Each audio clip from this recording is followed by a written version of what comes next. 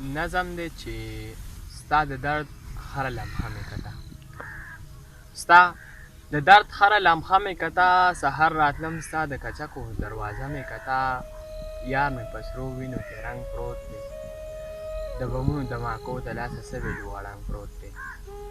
یار مې په سرو وینو کې رنګ پروت دی، د بمونو دماکو د لاسه سوی لوړنګ پروت دی. زه پښتون یم خامخا مې وژني، دا دروغ نه دي په رښتیا مې وژني.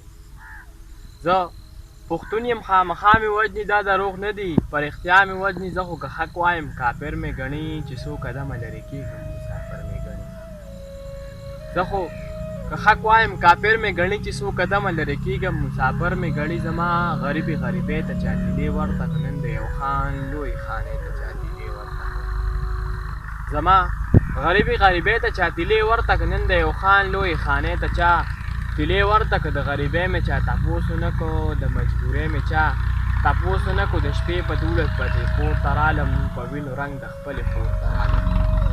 د غریبۍ مې چا تپوس ونه کړو، د مجبورۍ مې چا تپوس ونه کړو، د شپې په 12 بجې کور ته رالم، په وینو رنګ د خپلې خور ته رالم. دغې دنیا رانه قاتل جوړ کړی، دغې دنیا رانه پاگل جوړ کړی، دغې دنیا رانه قاتل جوړ کړی، دغې دنیا رانه پاگل جوړ کړی. په بېوسۍ مې څوک اعتبار نه کوي، په دې خوارۍ مې څوک اعتبار نه کوي، په بېوسۍ مې څوک اعتبار نه کوي، په دې خوارۍ مې څوک اعتبار نه کوي.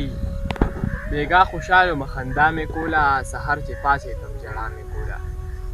بېګا خوشحال ومه خندا مې کوله، سحر چې پاڅېدم ژړا مې کوله.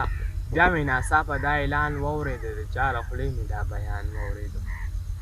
بیا مې ناڅاپه دا اعلان واورېده، د چا له خولې مې دا بیان واورېده. چا ویل د پلانکي لور خو چا ووژله، د دې سړي لور خو چا ووژله. چا ویل د پلانکي لور خو چا ووژله، د دې سړي لور خو چا ووژله. په دې خفه شومه ژړا راغله، ماله په دې انسانیت پورې خندا راغله. دغې ماشومې له د څه خطا وه، ظالمه وایه که نه دې لره د څه ګناه وه. دغې ماشومې له د څه خطا وه، ظالمه وایه که نه دې لره د څه ګناه وه.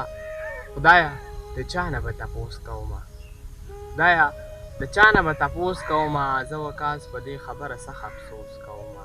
خدایه د چا نه به تپوس کومه، زه وکاس په دې خبره سخت افسوس